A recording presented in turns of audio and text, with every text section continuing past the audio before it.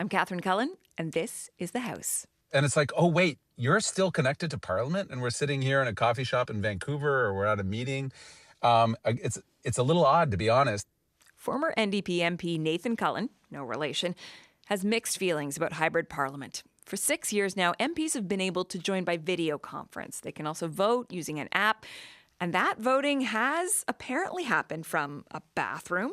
As we're going to hear, it's happened from a funeral.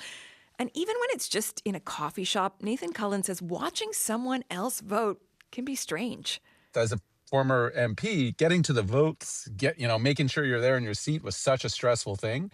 And they're just have a little reminder bink on their phone, and they're like, just a second, yeah, I'm voting. What did you vote on? In one experience, that really shocked me a little bit, Catherine. They had no idea.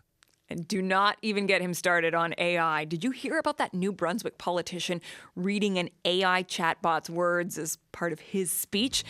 This week on The House, ex-MPs get real about whether technology is helping or hindering how politicians work. Also on the show this week, we've got Canada's chief science advisor. As U.S. politicians grill Anthony Fauci over COVID-19, she says that actually we could do with a bit more reflection here on the pandemic, but with one very, very important difference.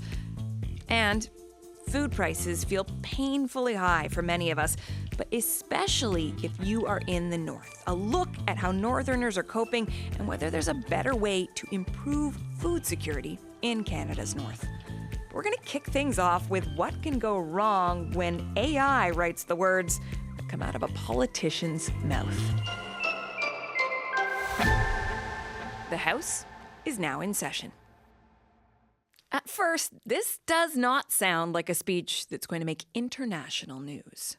Is that citizens often develop expectations that exceed the powers actually granted to those offices. But if you listen carefully to New Brunswick politician Bill Oliver, you'll notice why he's gotten so much unwanted attention. Here's a more natural flowing version of that section that reads like a legislative speech rather than a series of short points. Whoops. Those are definitely the words of an AI chatbot, and a few of those lines made it into the speech. Oliver has since said, yes, he used AI, but insists the sentiment behind the speech was all his. From artificial intelligence to hybrid parliament with virtual voting, technology is clearly changing politics. Are these moves good or bad? And is it fair for MPs to still have the option of working from home at the same time as the government is requiring many of its employees to be in the office 4 days a week? We've got a trio of former MPs to give us their take. Candace Bergen, former interim leader for the Conservatives and member of Prime Minister Stephen Harper's cabinet, now a senior strategic advisor at Signal Hill. Marco Mendicino, former Liberal cabinet minister and chief of staff to Prime Minister Mark Carney, now senior counsel at Castle's law firm. And Nathan Cullen, former NDP MP and BC provincial cabinet minister, now vice president with Strategy Corps. Welcome to the House, everybody. Good morning. Thank you. Okay, Candace, I am going to start with you. When you heard about this speech delivered by this New Brunswick MLA earlier this summer, did you laugh or was this like a cringe moment? Well, I laughed. The interesting thing, I'm actually very liberal in my view on AI. You and heard Stop it the here presses. first. Stop the presses. I am- Great. Let's end it right there. I'm Let's very interview. liberal. So I was less concerned that he was using AI, and I thought whether it was AI that wrote his speech or his assistant, he needs to know how to deliver a speech. And he clearly, I don't know this individual, God love him, got nothing against him. But that's the problem. He didn't actually look at the speech he was reading and make it his own. But I laughed. Yeah, he doesn't even really seem to blink when he delivers these lines. He hasn't noticed it at first. I mean, Marco, surely this is not the first time that an elected official has used an AI-generated speech. In this case, Bill Oliver basically just outed himself by reading the prompts. Do you think we should care whether or not our politicians are using AI in this way? Of course, I think Bill Oliver didn't use ChatGPT so much as ChatGPT used him as a text-to-speech function. I'm also wondering if we've got AI on the line with Candace starting with the line, I'm a liberal when it comes to this.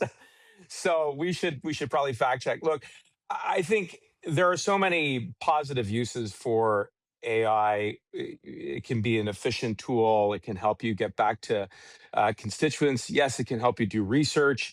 but it can't substitute the job that the MPs have been elected to do, and that includes expressing originality and thought and expression. And Candace is 100% right. If you can't deliver a speech without reading the text of the prompt and the suggestions of ChatGPT, then maybe you're in the wrong line of work. Well, Nathan, this isn't certainly a partisan thing because we've seen the creep elsewhere. Bill Oliver's a progressive conservative, but you look at the recent NDP leadership race, people may remember that one of the candidates who was particularly critical of AI had to apologize for using a chatbot to respond to questions on Reddit. So, good or bad, is it inevitable that we're going to see a lot more of this? We're going to have more of these Ron Burgundy reading the teleprompter moments where whatever you put down on paper, as Marco said, some politicians will read and you got to question why they're in the business. You know how we fix this, Catherine, is we have to go back in time to a tradition that we had in our parliaments Right. where back in 1886, the House Yeah. of Commons in Canada said you shouldn't read from paper unless you're quoting somebody or it's a bunch of stats or something very technical that you have to get understood. Otherwise, if you're going to talk about something, here's a radical idea. You should know what you're talking about and be able to speak on behalf of the people you represent rather than, because whether it's coming from ChatGPT or Gemini or whatever, or a 21-year-old intern that wrote your entire speech for you, the whole point of the exercise is that we're listening to each other, we're debating, and heaven forbid we have our minds changed. And the only way that happens is if we have a conversation like we're having this morning, rather than what we usually see in Parliament, which is just a bunch of prepared stuff. It drove me nuts when I was in Parliament because I just wanted to talk to people, hear their views on something, learn something myself, maybe change a mind or two as we went along the way. And I think that's what Canadians should expect from us. Hey, if I'm not wrong, Nathan, to your point, I think the rules, and the speaker never enforces them because we all need. That's I right. think the rules actually still state that you're not supposed to use notes. Well, Candace, according to ChatGPT, it is a custom, not a hard rule. You're absolutely right. The speaker can and very rarely will get up when someone is just droning on and say, hey, how about we do some engagement? I used to Yeah. heckle friends and colleagues in the house and say, look up. We're over here. Like, just talk to Yeah. us. You're talking about trade or immigration or whatever. Marco's good at this. You're good at this. But Yeah. it is actually, in my experience, relatively rare, and it's a crutch, and MPs shouldn't do it. But this is just an extreme example. This guy got caught. You're right, Catherine. This ain't the first. It won't be the last. But there's a larger problem here, which is just have our parliamentarians, our elected officials, have a brain in their head and a thought in their head that is independent of what someone told them, be it ChatGPT or a staff person, and just speak to us with respect and decency and intelligence. And that's a lot more engaging.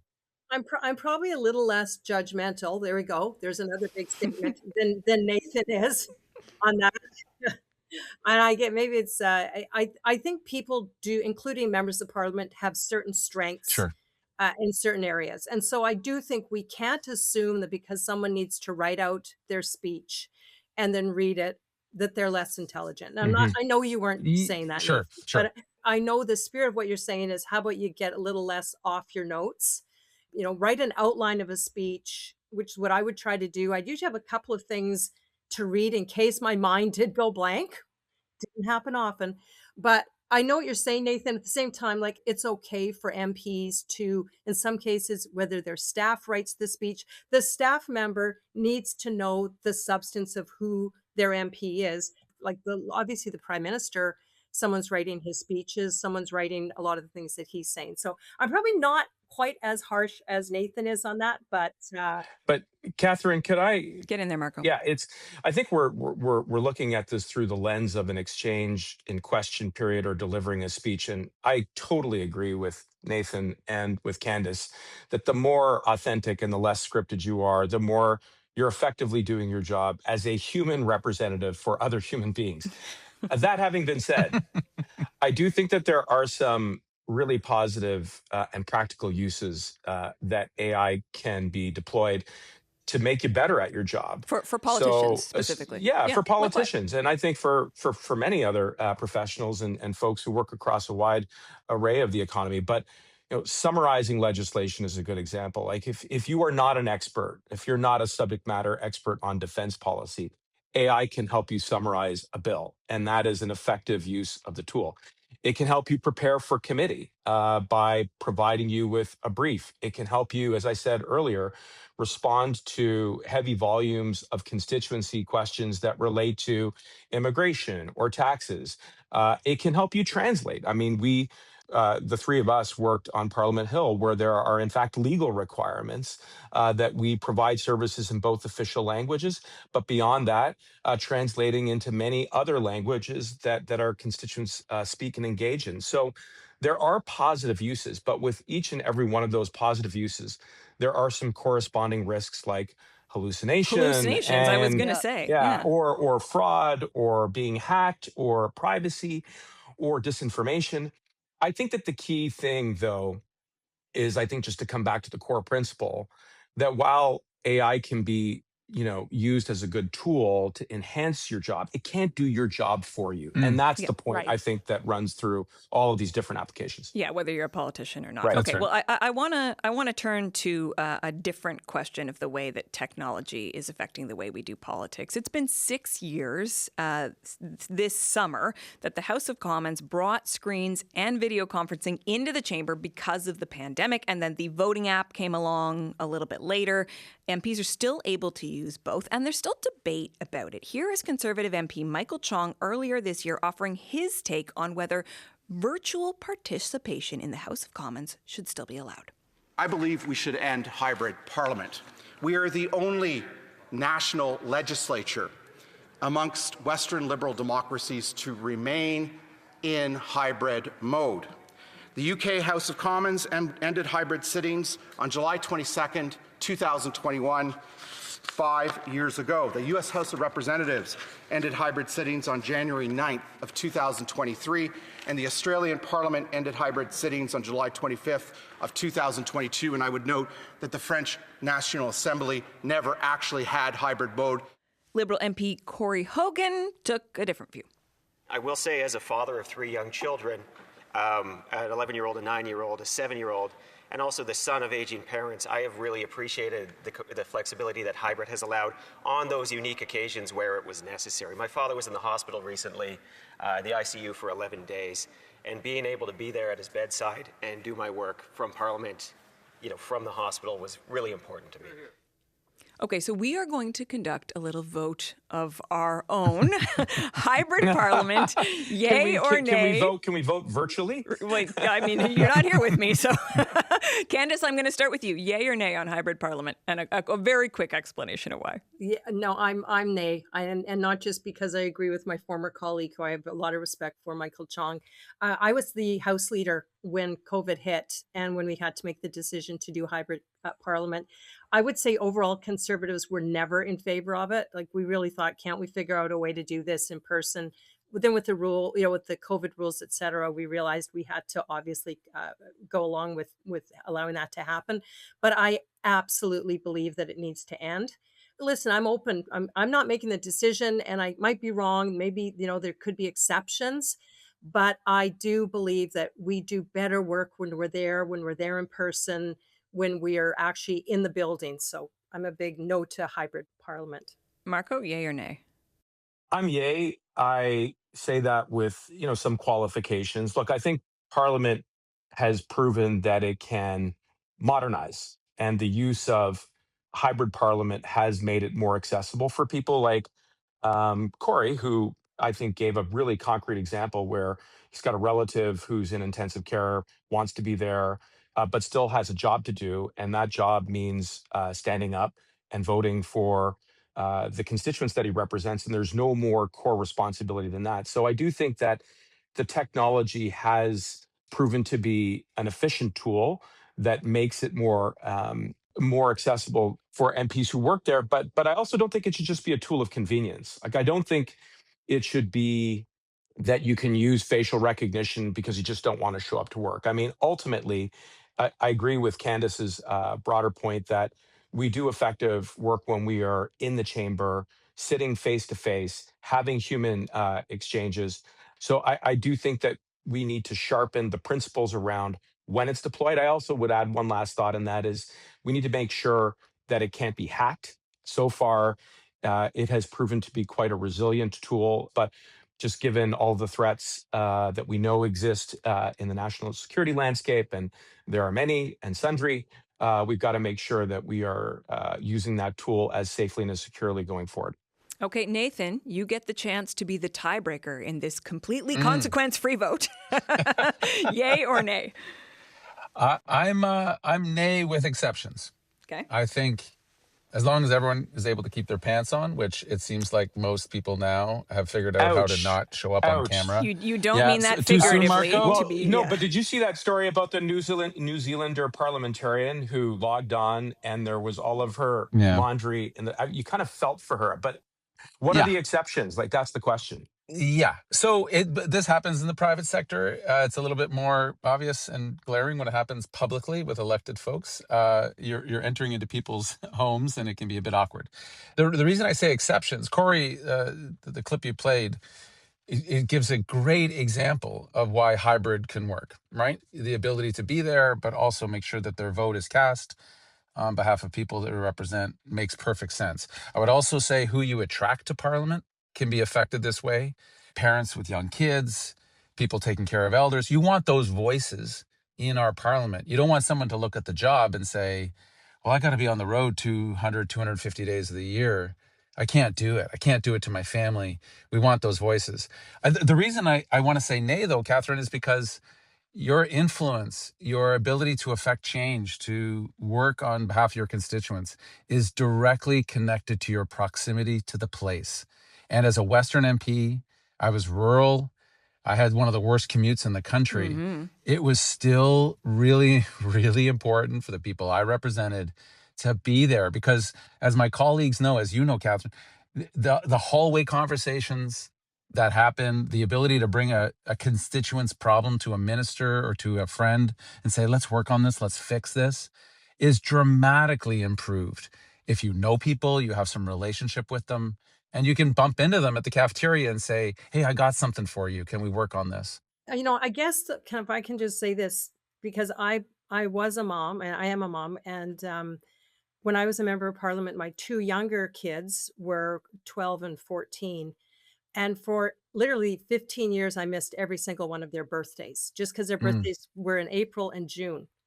My mm. oldest was August, so that wasn't a problem. And so I'm kind of saying this one from experience. We make a decision to take on this job, and I see it as one of kind of a pretty higher echelons of types of jobs. It's like you're serving our country, like our military is. You think of doctors, you think of professions that are demanding, and that the not just the compensation, but the reward does equal the demand. And I still feel, and I don't believe I'm being heartless, but I do think we have to make a decision that there will be sacrifice. And so, Nathan, I don't disagree with you, and even Marco, maybe where there would be the ability to, in very rare circumstances, if you've just had a baby and you literally can't travel, or you're dealing with a terminal illness yourself and you can't travel, an aging parent or even a child's graduation, it sucks, but it is part of what we have chosen to do. Okay, I do want to ask, and Marco, I'm going to put this to you. We're talking about MPs and whether they need flexibility, but this is a government that's asking the civil service to be in the office at least 4 days a week, 5 days for executives. Marco, why is it okay for MPs to have flexibility and not the people employed by the government? Yeah, look, I'm not sure I've got a sharp comeback, except that MPs do not really have conventional work hours. Like, if you are doing your job, it is as close to 24/7 as you can imagine. And it does involve not only working on the Hill and back in your constituency, but in many other communities. So I think the best that I can do to articulate why a different set of principles from public servants who tend to work in a more conventional setting, although not all of them, is that there are, for large stretches of the job, greater expectations from your constituencies that you are accessible all of the time. Okay, before I let you guys go, there is just one more question about virtual parliament that I was dying to ask. Where is the strangest place you have ever heard of someone actually voting from? Oh, God. You don't need to name names, but where's the strangest place you have ever heard of an MP voting from? Nathan, you got any good stories? Well, I remember Minister Solomon did it on stage at an AI convention thing in Montreal. I think he was just kind of showing off. I've had it a couple of times where I'm in the middle of an argument with a politician and they go, hold on. And they look at their phone, they get their little face scan in. Nathan does the bunny ears. He puts the bunny ears behind them to throw the facial recognition off. And then they miss the Does vote. the app And then allow the that? NDP win their opposition motion. Oh, it's just tragic. Yeah, I've had it more than a couple of times with people and it's like, oh wait, you're still connected to Parliament, and we're sitting here in a coffee shop in Vancouver, or we're at a meeting. It's a little odd, to be honest, as a former MP. Getting to the votes, making sure you're there in your seat was such a stressful thing, and they're just have a little reminder bink on their phone, and they're like, just a second, yeah, I'm voting. What did you vote on? In one experience, that really shocked me a little bit, Catherine. They had no idea. They were like, it's something about fisheries. And I was like, oh, no. Oh, gee, I've never had that happen, Nathan. Right, Marco? You've never had that happen. Never. I will say I have seen it. I have been talking to a politician and seen their staff tell them how to vote. Little unsettling. Never. And whether they Never. knew what they were voting on is a mystery to me. Marco, weirdest place you've ever heard of anyone voting from? Surely someone has voted from the bathroom. I know you have to put a selfie in there, but like... Oh my God! I mean, there's a very notorious case that comes to mind where you could actually hear the water. That's terrible. But no, I mean, I think that's got to be the weirdest thing that I've heard. Literally, I like the fact that you put it that way. Heard when it comes to virtual voting.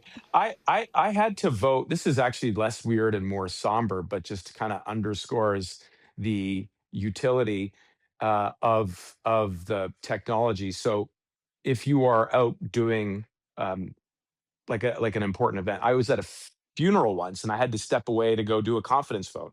So that's a more somber example, but that's an example. Candace, what about you? Any strange places you've heard of people voting from? Yeah, my first thought went not necessarily to a strange place, but it was it was one of these voting times when we were voting during like all night long. And so I remember it was like 3 a.m. or 1 a.m. And for some reason, there were a number of us, maybe in the waiting room or something. I can't quite remember. But one of the Liberal MPs was sitting at his piano. Marco, you might remember who he is when I say this. And he started like lounge singing. I think it was Tim Lewis. It was Tim Lewis. Yeah, Tim Lewis, yep. I think. He started, I'll do a song for you guys. And of course, Marilyn Gladue just loved it. Now I know why. Mm-hmm. Now you know. Now you know. Like, another good Liberal. I am not a cheerful person. And at 1 a.m, I was like, do not sing. But I didn't say it. That was funny. This Tim Lewis started singing like a lounge singer. He was pretty good. Listen, this has been a terrific conversation. So nice to get the chance to chat in person, virtually, sort of, with all three of you. Thank you so much for your time today. It was great. You too. Thanks. That was fun. Thanks. Former MPs Marco Mendicino, Candace Bergen, and Nathan Cullen. Lots more coming up on the House podcast. As Republicans go after Dr. Anthony Fauci for his actions during the COVID pandemic, Canada's chief science advisor says we could actually use a bit more reflection on what happened here, but with at least one very big difference. That's right after the break. I'm Catherine Cullen. You're listening to The House. Making politics make sense. Make sure to give us a follow so you never miss an episode. And tell us what you think of the show. You can email us at thehouse@cbc.ca. Talk about pandemics has been bubbling up on both sides of the border. In the U.S., Dr. Anthony Fauci was grilled by Republican senators on his handling of COVID-19. Do you have the dignity to just say you're sorry? On the advice of counsel, I respectfully decline to answer based upon my rights under the Fifth Amendment to the Constitution.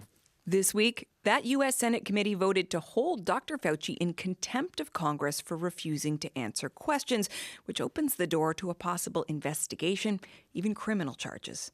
While in Canada, the talk is about building a new research lab to counter future pandemics.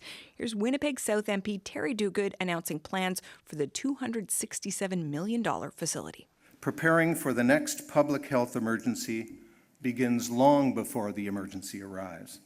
It begins with investing in people, it begins with investing in science, and it begins with investing in facilities like the one in which we are sitting.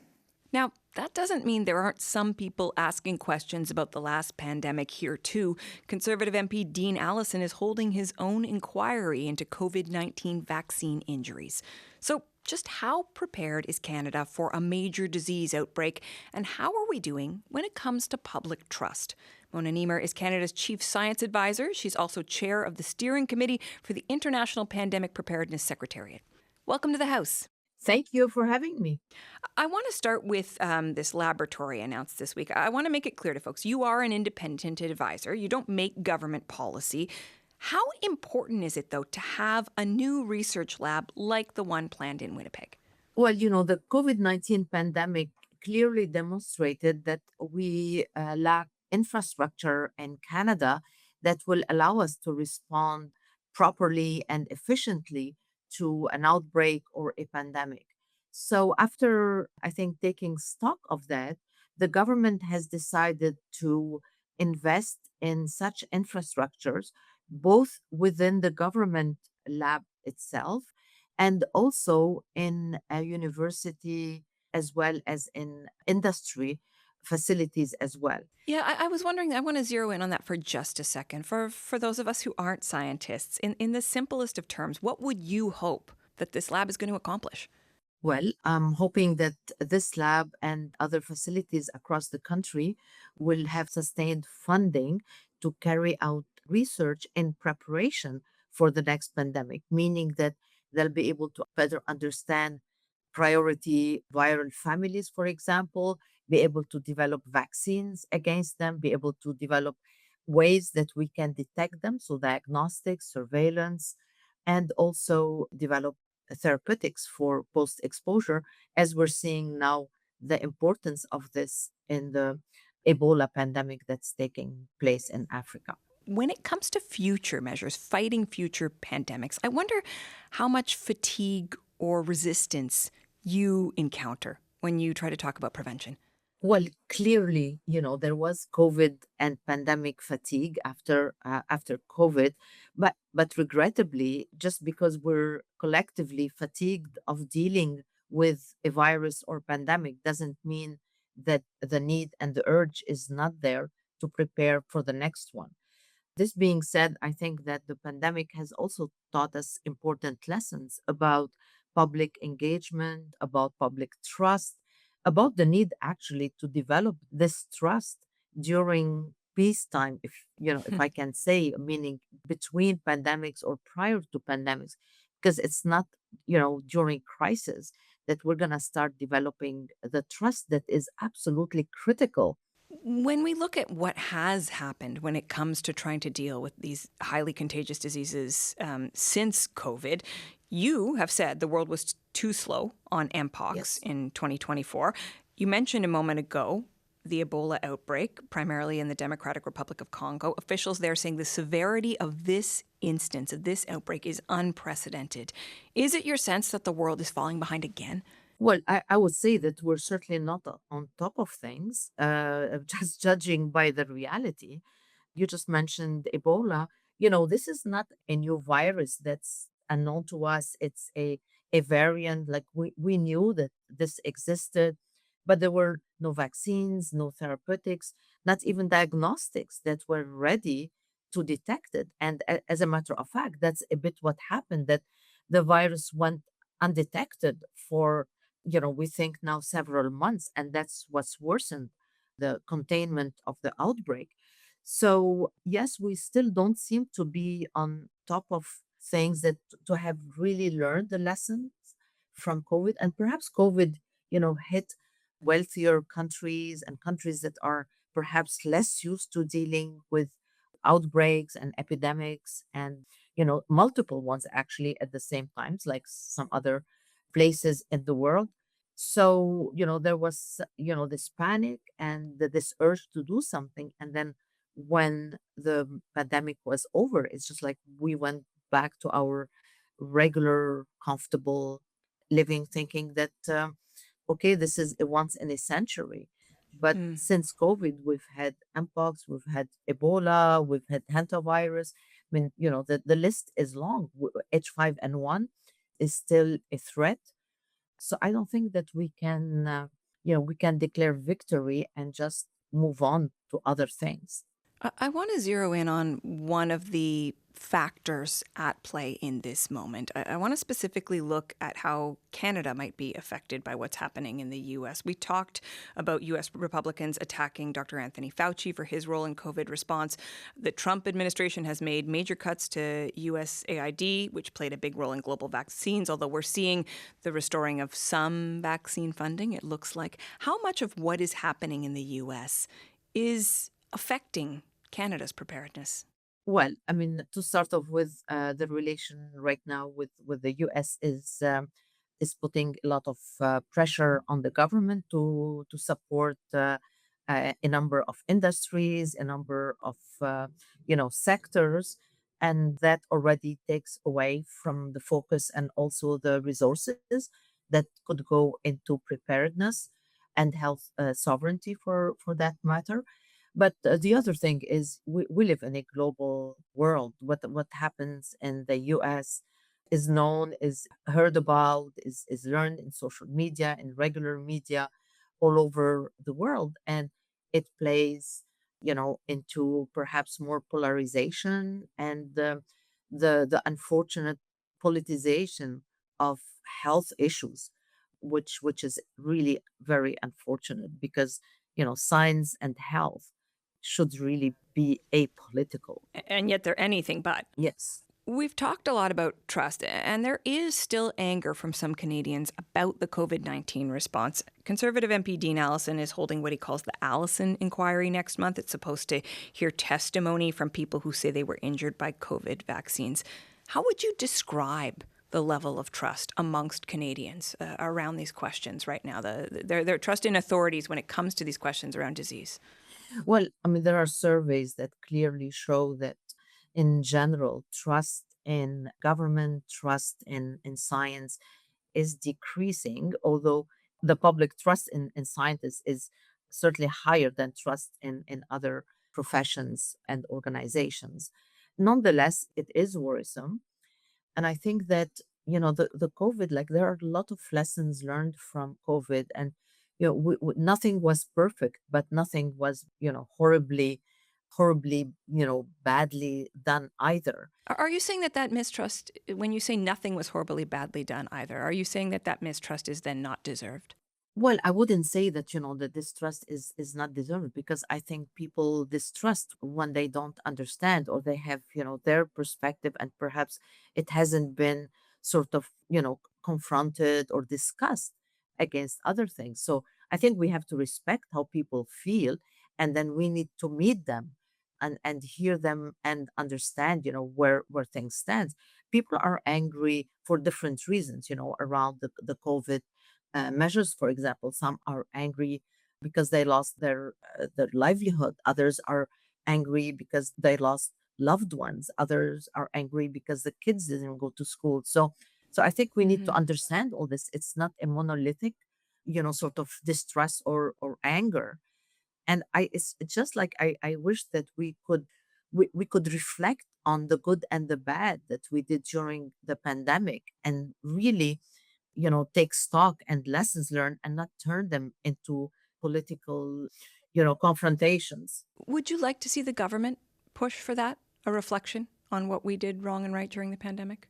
Well, I think that, we need to have an apolitical, approach to it, if it's possible, for the government to do it or not. But clearly, the opposition doing their inquiry, the government doing, its own stock taking is not very helpful. I think that, we need something that is that is nonpartisan, and that is the aim is to be constructive for the country and for the people. So an independent inquiry?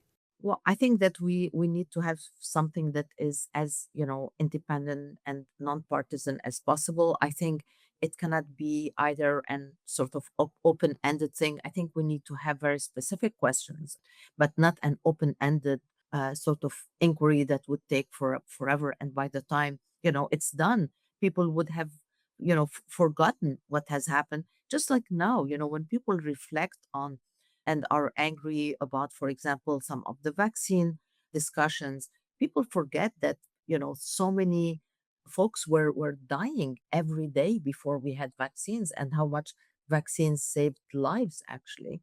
So it's like, we just like need to have the proper context for these kinds of discussion, reflections, and we need to have the proper also, mindset to do it in a constructive manner, to better Okay. prepare the country and the population for future health challenges. I appreciate your time and your reflections today. Thank you. Thank you. Mona Nemer is Canada's Chief Science Advisor. Just went grocery shopping today. I spent $1,352.14. That is for a family of 3 plus a dog. That's one Nunavut resident sharing on social media how a routine trip to the grocery store is rarely an affordable one. This summer on The House, we are taking a closer look at food security, and it's a topic people in Canada's north have long struggled with. One place in Iqaluit that aims to help is the Reykjavik Community Food Centre. Joseph Murdoch-Flowers is executive director. Joseph, thanks for making the time. Thank you for having me on the show. Thank you so much for making the time to talk to us. The prices we heard a moment ago, they might shock some people, but we know that in the north, the price tags have been shocking around food for some time. How bad would you say it is right now? Well, the prices are, of course, extraordinarily high. And one effect that we see from the increasing prices of food, in Iqaluit in particular, comes by way of the numbers that we see at the food centre. At the food centre, we serve a daily meal to the community for free. And our numbers have been increasing steadily over the last number of years. And we are just coming out of the month of July, where we served 10,903 meals in July alone. Wow, and there's something like 8,000 people in Iqaluit, is that right? That's right. Okay, so I mean, more meals served than there are people in the community. Of course, that's over the span of the month. But what have the high prices meant? And we know prices are going up everywhere. What has it meant for the ability of people in your community to feed themselves right now? What do they tell you? Well, the extremely high prices of food combined with low incomes for many Inuit combines to really a tragic situation of people unable to feed their families. It's not uncommon to see people posting on Facebook, does anyone have any food? I don't have any food in my fridge. I want to feed my children. Does anyone have any leftovers? And so there is a significant number of people looking for food support in the community, something that we provide at the food center, but also is happening in the informal sharing economy within the city. Is it your sense that that is happening more these days, or is this just part of a persistent problem that is part of the reality in Iqaluit for years now? Well, from our observations, the situation is worsening. Just based on the numbers alone of food center use, if we look at food center use as a proxy for food insecurity, and we see the numbers increasing to the extent that we have been seeing it, then the need is increasing significantly. We're on track to break records that we have been breaking year after year, again this year, with just unbelievable numbers of people coming to the food center to access food. What does it look like at the food center when you're seeing this increased demand? What would we see looking around if I was standing there with you? So we serve a dine-in meal and we serve a takeout meal. And so we have a steady stream of people coming through the food center every day, every weekday. But I don't want to paint a picture of your typical soup kitchen. One thing that we aim to bring into the food center and the way that we provide food access is a place where people can connect over food, where we can build community over food. We aim to provide high quality meals that are nutritious, fresh, and made with love and care, so that people can come into the food center. And yes, while we're accessing food at something that people call the soup kitchen, I want it to be a place of celebration and joy and sharing. Celebration. And so, yes, food insecurity is not something worth celebrating. It's not something that we ought to celebrate. But if we are going to provide food to people, there has to be a celebratory aspect to it. There has to be a joyful aspect to it, because everybody has a right to food. And food is something that is worth celebrating and being joyful about. We can all taste, we can all enjoy, and we can all sit down together and enjoy a meal together. So even if we're responding to something as dire as incredible food insecurity, it has to be done with celebration and joy. I was really interested to hear you previously worked as a lawyer. That includes work on the Missing and Murdered Indigenous Women and Girls Inquiry. Why did you see the food center as the next step in your career? Yes, my first career is in a culinary background. I went to culinary school and I worked in some very nice restaurants in Montreal for a number of years. And then I went to law school, became a lawyer, and I worked in criminal justice, and I worked in, as you said, with the National Inquiry. So the food center is really a place where I get to combine my culinary background with my advocacy background from law. And when I was a lawyer, I would stand up at court and I would say, they're not doing this, they're not doing that, the government is not doing enough over here, that organization is not doing enough over there. Now, running the food center, I'm in a place where I can actually provide some direct service to people that I believe addresses one of the key components of community wellness and community connection.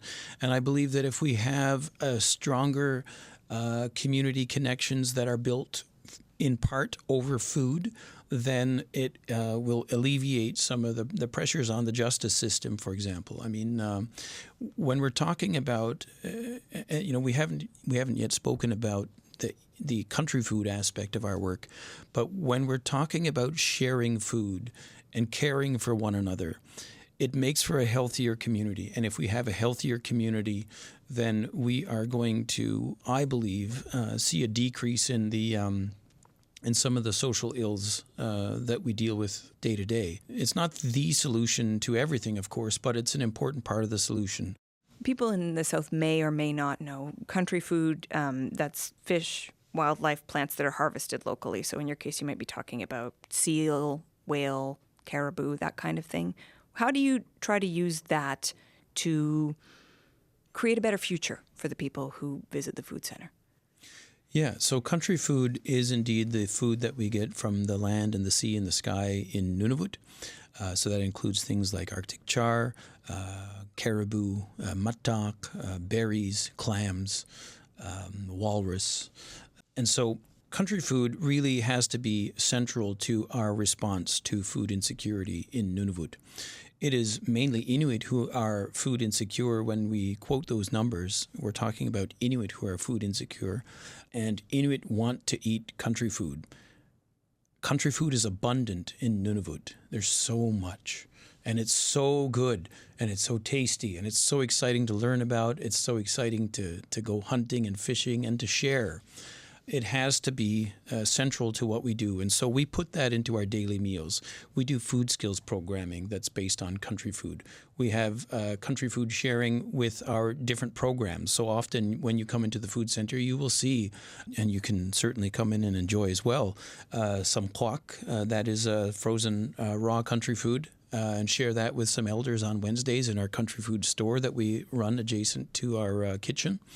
And we work with hunters and fishers throughout the territory to buy country food from them and then to make it available within our food center as a response to food insecurity and to support food sovereignty in Nunavut. You said earlier when you were in the criminal justice system, you'd go into court and you'd say, you're not doing this, you're not doing that. I am going to ask you to do perhaps a little bit of that right now in terms of the supports that are still needed. We know the federal government is looking at changes to the Nutrition North program, and that subsidizes the cost of shipping food to the North. What kinds of changes would you like to see? What's the most important thing the federal government can do to make Nutrition North work better? Well, Nutrition North seems to me to be a program that increases northern reliance on southern food systems. Market foods really should be used to complement an Inuit food system that is local. And so the Nutrition North program has to increase its support for a local Inuit food economy. That means supporting hunters with equipment, providing salaries for hunters to go and hunt and bring their catch back to the community to share. The reason that we need to support a local Inuit food economy in Nunavut is because, first of all, it is the truly local diet.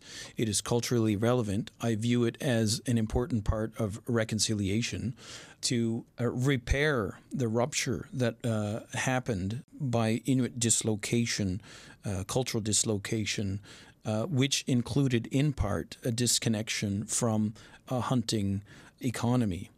By supporting Inuit to hunt and to fish, not only are we going to be increasing a supply of healthy, nutritious, beautiful, culturally relevant food, we are also supporting Inuit wellness.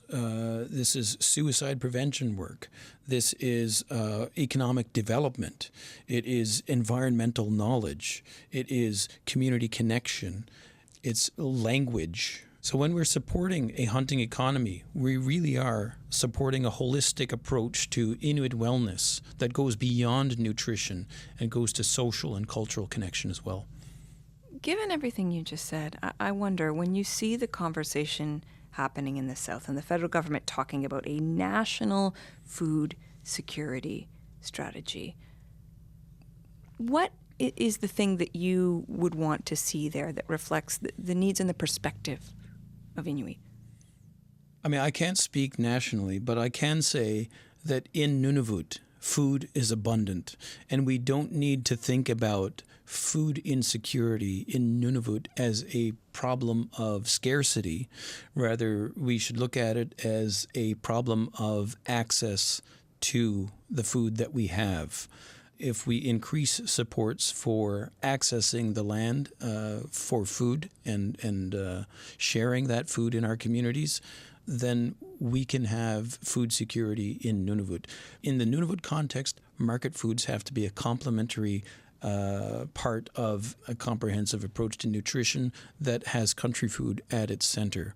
So if I were to speak to the Prime Minister, first of all, I would invite him to come to the food center and share some kwak with some elders and perhaps go out hunting and fishing with some of our staff. It's an incredible image. And Joseph, I really appreciate you taking the time to tell us about the important work that you do. It's nice to meet you. Nice to meet you too. Thank you very much. Joseph Murdoch-Flowers is the Executive Director of the Hayuktivik Community Food Centre in Iqaluit. The House's summer series on food security continues next week when we visit the BC interior to explore what another year of severe drought means for the future of the water needed for farming. Okay, that is it for us this week. Our crew on the House is Laura Glowacki, Benjamin Lopez-Stephen, Derek Vander Wyk, and our senior producer this week is Emma Godmere. Technical production by J.S. Villeneuve. I'm Catherine Cullen. Thank you so much for listening.